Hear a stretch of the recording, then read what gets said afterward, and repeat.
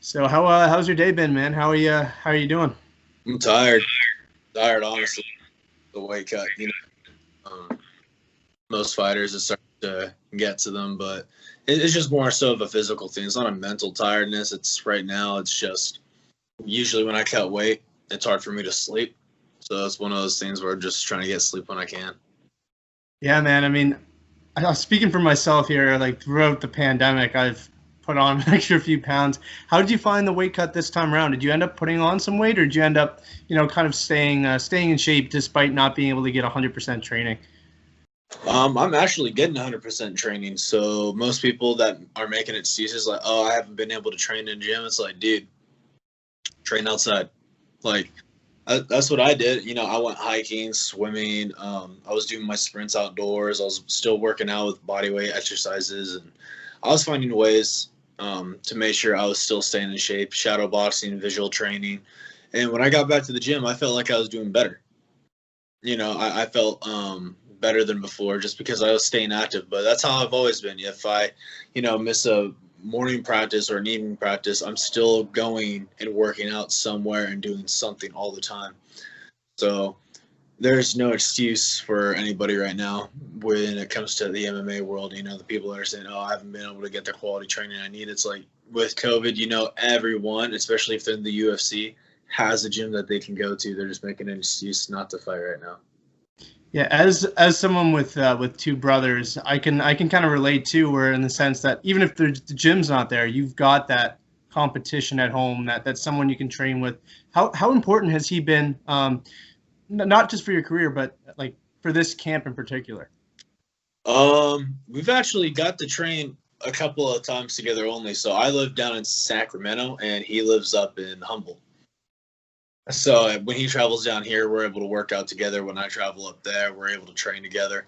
But for the most part, we're always making sure that if either one of us or both of us have a fight, that we're always there for each other for at least 2 weekends during the training camp. How does it feel knowing that he's going to be on the same card as you? We're used to it. We've done it multiple times before, so it's one of those things where it doesn't really bother us at all. Do you feel like an extra, like obviously you're both super successful, none of you have had a loss in your career. Do you feel as if one of you were to lose next week, it almost feels like not complete? Like even if one of you get the win and the other one doesn't, do you feel like it's not a full on win? It's not really a true win unless you both do. Um, we haven't thought about that because of the fact I don't think about losing ever. I've never thought about what happens if I lose. I'm always just visually training myself to be ready to win. So, I mean, a lot of people say, you'll do what you see, you'll repeat it in real life. And that's all I've been doing in my fights. So, when I go out into the cage, I actually don't think because when you think you're taking too much time, if you have to think about something, it means that you're hesitant Yeah. instead of just doing what you naturally do. I train every day, so it's one of those things where it's like even on a Sunday, I'll find a way to just do some shadow boxing, even if it's light. But I'm always visually training, maybe against like a past opponent or possible future opponents. And my brother does the same thing. So we've never ever seen ourselves losing to an opponent. Do you feel going into this fight, like you said, you don't really think a whole lot. It's a lot of it's just on instinct. You've done it so many times. But one thing that's going to be kind of unique is the fact that there is no audience. Do you feel like that's going to play a factor in this fight, being able to hear both corners, the commentary? You're not going to be able to hear the audience. Are you someone who feeds off the crowd's energy, or do you think you'll be able to drown all that out? Honestly, I don't care about the crowd. All my family and friends, whenever I fought in front of them or fought over in Wisconsin, I really don't care if there's a crowd or not. It kind of just reminds me of like, and it's pretty cool. It's like my brother said it best. He's all, it's like just meeting up after school with somebody and then just being ready to beat the shit out of them. But there's just gonna be a few kids watching. So I mean, the fact that there's a camera doesn't bother me either. In Wisconsin, they had a camera. At Bear River, there's a camera, and a lot of people, they're saying like, "Oh, be ready because the camera's gonna be in your face." Oh, be ready because during your weight cut, you'll have to do interviews, and it's like, okay, so I mean, there's no difference. Still getting ready for a fight, no matter what. You just have to get ready for a fight. There's just a few extra things. So, it doesn't bother me at all. Do you feel any added pressure knowing that guys like Dana White and that the UFC contract could potentially be on the line? And I know you and your brother both like to get finishes anyway, but do you feel like you're gonna like change your style to try to get that finish, or you're just gonna fight your fight regardless of who's in the crowd, who's watching, what's at stake? No, I'm not going to change my style. My style is to always get the finish. That's what makes me and my brother exciting fighters. We don't trust judges. We think judges are shitty nowadays. And actually, the reason why I have a hard time with judges because a long time ago, my very first amateur fight was held in a tournament style where you can win prize money. So it's $25 to enter. And if you win, you can win $500, $750, or $1,000, depending on how many people were in your bracket. So unfortunately, my first opponent forfeit. So instead of making $1,000, I only made $750. So that was a bummer. But this is my first amateur tournament. It was fun. But my first opponent that I actually got to fight, I went out and I took down, like, in 3 minutes, I think got like 8 or 9 takedowns. And I was, controlling on top. I was dominant. I was going for submissions. I was ground and pound. He didn't land a single strike. And I won by split decision for that round. Yeah. The promoter came up. He's all, we found out which judge did that. We already fired them and hired a new judge. And I was like, all right, cool. And then the next round was a championship, and I ended up knocking out the guy. But, at that moment, I was like, are you fucking kidding me? Like, not once did this guy land a single punch. I outstruck him, and I got the takedown advantage, and I was beating him up on the ground. And I win by split decision for the round. So ever since then, man, I was like, fuck judges. I don't care if they're voting for me, if they thought I won a round or if they thought I lost a round. I'm never going to leave it to the judges. So even if I've had 2 fights to the third as a pro, and I'm still pushing the pace to finish the fight. If the fight goes past the first round, I'm telling myself, okay, I won that round, but what do the judges think? I got to finish this. It's unfortunate that that's the reality of this sport. I mean, it's great for fans because it forces fighters to go out there and perform, but that what you just described isn't just happening on the amateur circuit. Like, it's happening in the UFC, at Bellator, at the highest of levels, and it really is something that needs to change. How would you like suggest, if you were the person that made the decision on how to change the judging, what would your suggestion be? I would say you get former MMA fighters, former MMA fighters who have recognition in the sport, or have former MMA fighters who aren't totally batshit crazy. Get together, have Dana White start his own commission of judges, or even Bellator do the same thing. Just MMA in general, like the Nevada State, California, New York, and every other country like Brazil, especially Brazil. But, the athletic commissions, they need to start, instead of hiring people who just sit on their asses, don't know what the fuck they're talking about, they need to hire former athletes who understand the rules of MMA, understand the structure of, okay, the majority of the round took place on the ground, but if the guy got a takedown, did he do anything with it, or was the guy on bottom more active? Like, for me, even though I'm a wrestler, if a guy gets a takedown, and I've seen this in a fight before, guy got a takedown, they just held on, the bottom guy was throwing elbows, and they landed a bunch. And then on the stand-up, the other guy who was on bottom got up, but they gave it to the other dude because of control on the ground. So what technically is control on the ground?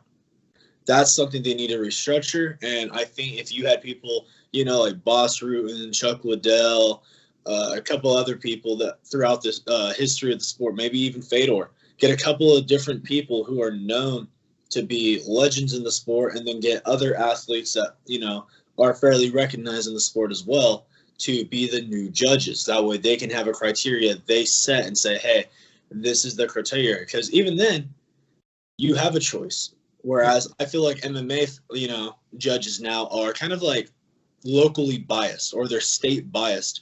We've seen it with Diego Sanchez. He got his ass whooped, and somehow he pulled off the win still. Yeah. Got his ass whooped, but he got a split decision win.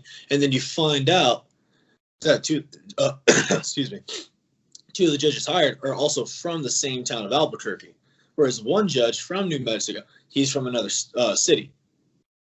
So it's just one of those things where they need to have some new reform and get a bunch of people together present or past fighters. Have them create a plan. That way, stuff like that doesn't happen again. And, it's never going to be perfect, just like the NFL. They brought up the whole entire, the pass interference replay call, and they barely ever called it, even though it's blatant pass interference. So I feel like that's never going to happen, but I do feel like the UFC should bring yellow cards and red cards. Yeah, it's interesting because you think about the commentary team. Like, they're filled up with like Dominic Cruz, Daniel Cormier, Dan Hardy. Like, why not have some of those guys also, be referees or be judges? I think that would go a long way. And I agree with you 100%. I think that's a great point.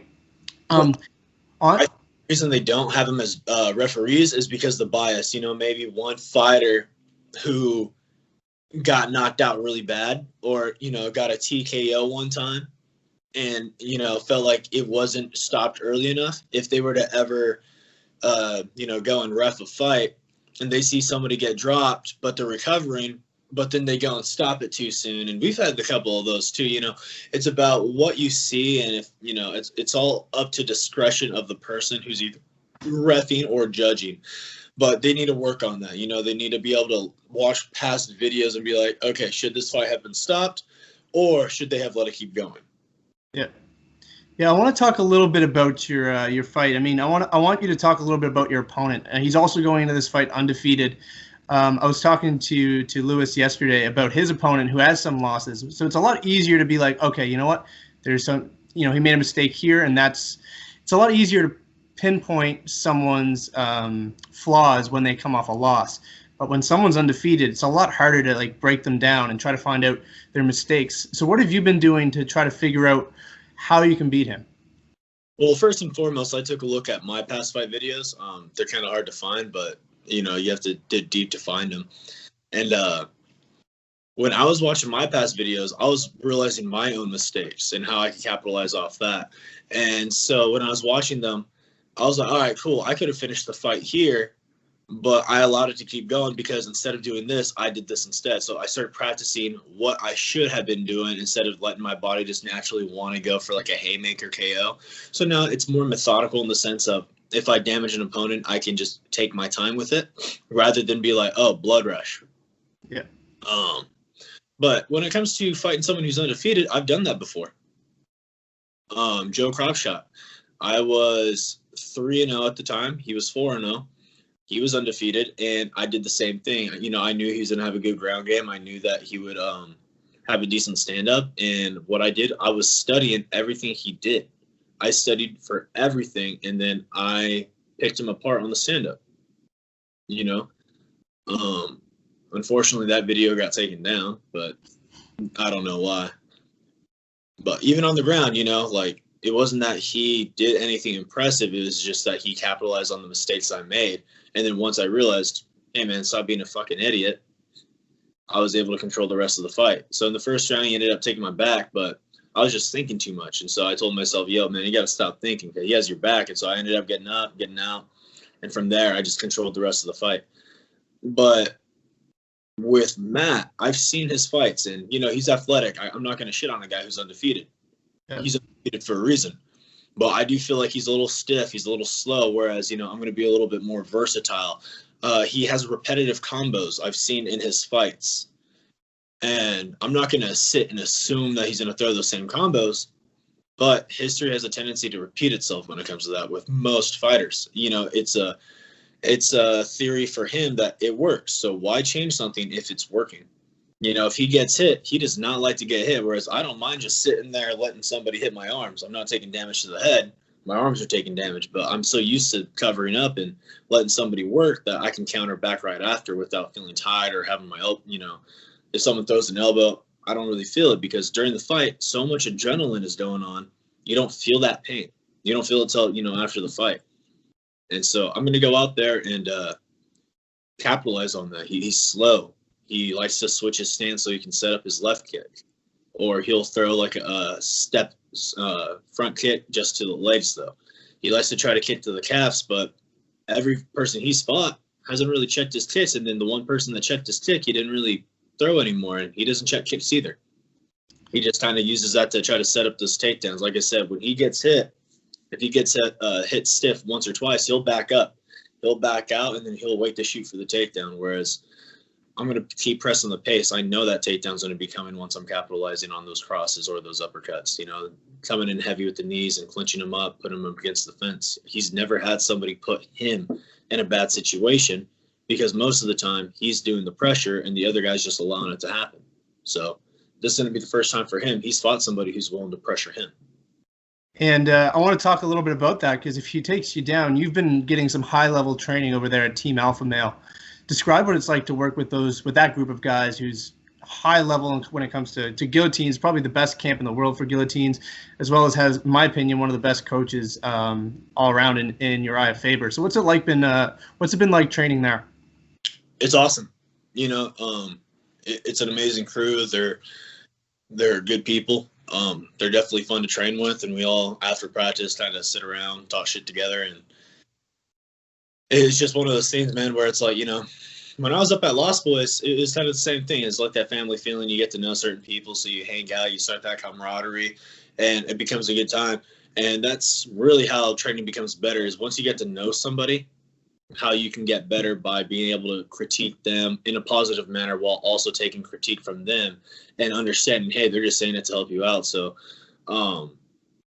it's been really cool, like having those people be like, hey, man, try it like this, see if you like it, or try it like that. If you don't like it, maybe set it up this way. And when it comes to the ground game, it's perfect. I just got done yesterday. It was a spar day, so I went light and just did drilling, but I had a couple of guys who were just willing to let me work my moves. They still threw at me and they made me work, but during that weight cut, I decided to fast and be like, I want to see how I feel already gassed out before I start. And I was able to push through, instead of 3 rounds, I did 4 rounds. And it was just one of those things where I'm grinding and pushing and pushing and pushing. So it was good. To have bigger people my size, though, is always a blessing because you hear a lot of people talk about how Team Alpha Male is notorious for having small people, but we're starting to big people there too. So it's good. Yeah, like when you think Team Alpha Male, you think the bantamweights and like Cody and Uriah, or featherweights and Chad and Darren Elkins, but you don't really think about the higher weight class. So it's good to hear that they are getting some bigger guys there and some guys that you can train with. Yeah, Munoz, unfortunately, his last performance, his UFC debut, didn't go the way we wanted it to, but, he was working his ass off, and he made no excuses for it. I was in there every day with him, and, he had a good game plan going in. It was just one of those things where it just didn't pan out, and, I mean, if you look at him now, he's ready to get right back into the gym, and, I have nothing but respect for people like that. I was training with him, and he's giving me pointers on, setting up takedowns. And so I was giving him pointers on the stand-up. And, he's a cool dude. We're all watching that fight. But we also have to move on to the next fight. We can't just dwell on the last one. We have to continue to move on each and every one. So even when I win a fight, I don't dwell on it. I'm already thinking, okay, when's my next fight? Like, I celebrate that night, and then, the next day I'm like, hey, man, when's my next fight? So after this fight, when I win, and when my brother wins, I want to be telling Dana White, hey, cool, contract, but let's start getting the first fight off this contract done. Let's get the second fight done. Let's renegotiate. Let's keep the ball rolling. I fought 3 times in 5 weeks before.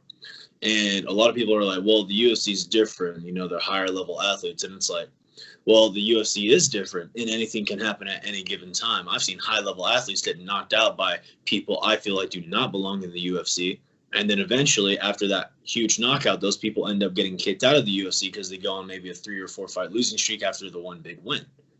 So it's all political.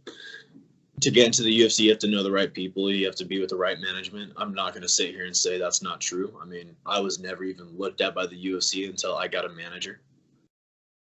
Same with my brother. We were never looked at by the UFC until we got management. I'll ask you a couple more questions, and then I'll let you go. There's a big fight this weekend. I have to ask your prediction on it. Stipe DC3, possibly the biggest heavyweight fight of all time. What's your thoughts? Stipe, round 2. I love it. Short and sweet. Do you think it's TKO, submission? I'm assuming TKO. I think it's going to be a knockout. I think he's going to go back to the first strategy of going to the body, which is smart. Cormier over the duration of the fight. Once he got that good liver shot, he was never the same. And then when Stipe realized, Cormier doesn't really have a strong core.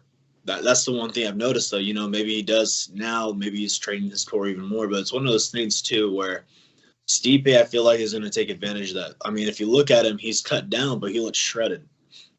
He's looking lean for this fight, so he'll be a faster and stronger Stipe. Maybe not as strong as he was when he was heavier, but I feel like he's going to have enough to, you know, just make sure that the fighting stays technical on the stand-up. And I feel like he's going to throw a lot of teeps to the stomach. I don't feel like he's going to allow Cormier to get those takedowns like he did in fight 2, where he did a really good job at defending those. And, yeah, I feel like he'll first round pick apart the body, and then the second round he'll finish it with some body shots and then follow it up with some punches. All right, I'll ask this one. I've asked your brother. I want to see if you guys are in sync in this answer. Greatest sibling duo to ever compete in the UFC?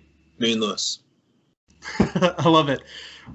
And I'll end it on this. For people who haven't watched your fights, what can they expect from you next week?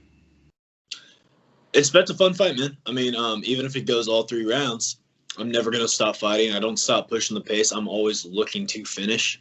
Same with my brother. He's always looking to finish. We're mean. So when we're going out there, we have, you know, that intent to hurt people.